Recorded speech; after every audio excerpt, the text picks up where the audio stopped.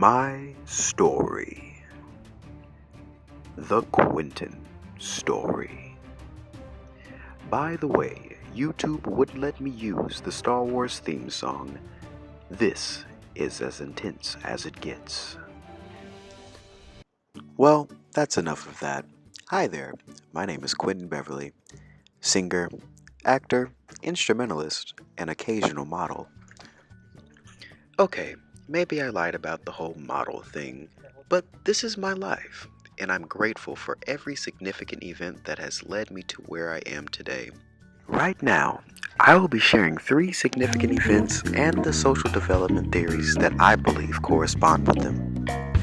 The first significant event I'd like to discuss would be becoming a drum major of a top-tier high school marching band.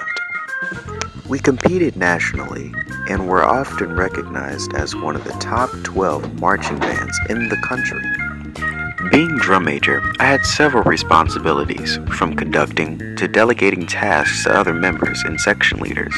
Needless to say, the position kept me on my toes. While I held the position of drum major, I often used William Perry's theory of intellectual and ethical development, in particular, dual received knowledge.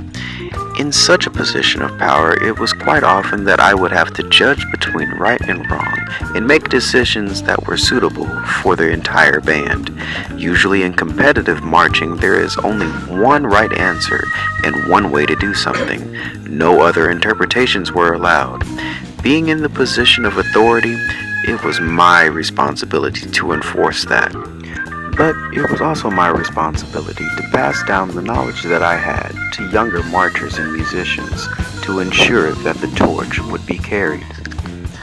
The second life event I'd like to discuss was getting accepted into Jacobs School of Music, one of the top music conservatories in the country.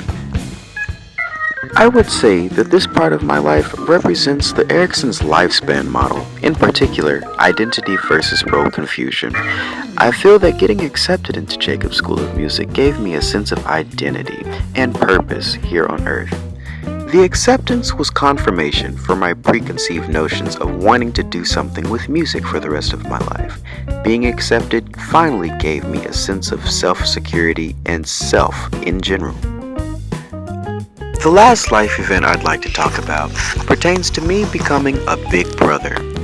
For almost 10 years, I was the only child, and you can imagine how spoiled I was.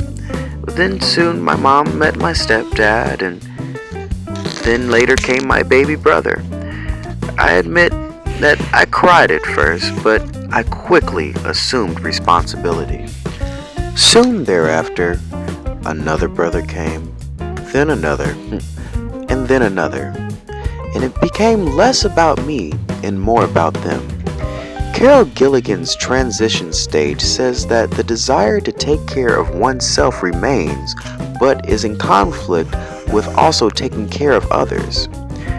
As annoying as my siblings may be, they have really helped shape and mold me into being a less selfish person and being more caring to others.